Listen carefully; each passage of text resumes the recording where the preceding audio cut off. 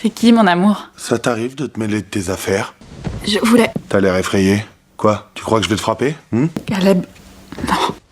La chanteuse Misha est assassinée par son petit ami Caleb. Pourtant, tout cela n'est que le résultat de ses propres choix. Ce n'était pas la première fois que Caleb se montre violent. Un jour, elle découvre que son petit ami est trop proche d'une autre femme. Elle intervient immédiatement pour le rappeler à l'ordre. Je peux pas te laisser 5 minutes sans que tu fasses n'importe quoi?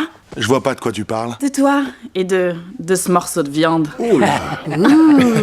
Qu'est-ce que tu viens de dire? C'est bon bébé, c'était qu'une blague. Sale pute, tu vas voir! Misha est violemment battue et défigurée. La police qualifie l'affaire de blessure volontaire. Mais parce que Caleb est une superstar de premier rang, Misha refuse de témoigner contre lui au tribunal. Il vous a battu. Il vous a étranglé. Donc ça dure depuis quelque temps. Quand Caleb pique une crise, c'est... Finalement, le juge ne prononce qu'une ordonnance de restriction. Caleb ne doit pas s'approcher à moins de 1000 mètres de Misha. Peu après, pendant un enregistrement ensemble, Caleb sort soudain une bague et lui demande sa main en public. Misha oublie instantanément toutes les souffrances passées. Ils passent la nuit ensemble. Cependant, cela viole strictement l'ordonnance de restriction. La police arrête immédiatement Caleb. C'est 5 kilomètres pour vous? Habillez-vous, vous êtes en état d'arrestation. Pourquoi? Dis-leur, Misha! Je lui ai dit qu'il pouvait. Mais ça ne dépend pas de vous. Caleb, je suis désolée. Je t'aime, mon amour. Grâce aux multiples supplications de Misha, le juge ne lui inflige qu'une mise à l'épreuve d'1 mois. On s'est bien marré? Vous avez pas vu mon nouveau tatouage? Le visage de Misha après vos coups de poing. C'est bon, c'est de l'art.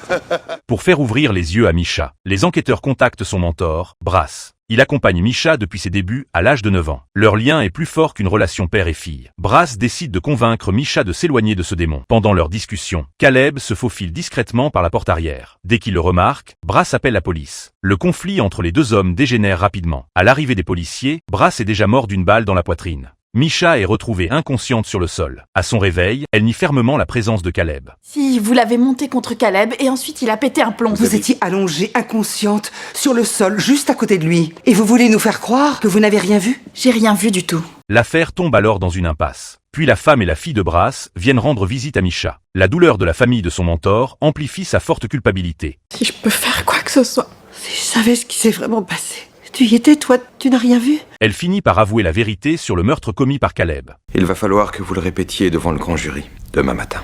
Je vais le faire. Mais le lendemain du procès, Misha rétracte tous ses témoignages contre lui. Elle agit uniquement pour se réconcilier une nouvelle fois avec son petit ami. À peine l'audience terminée, ils partent même en voyage de noces. Mais ce retournement de situation lui coûtera finalement la vie.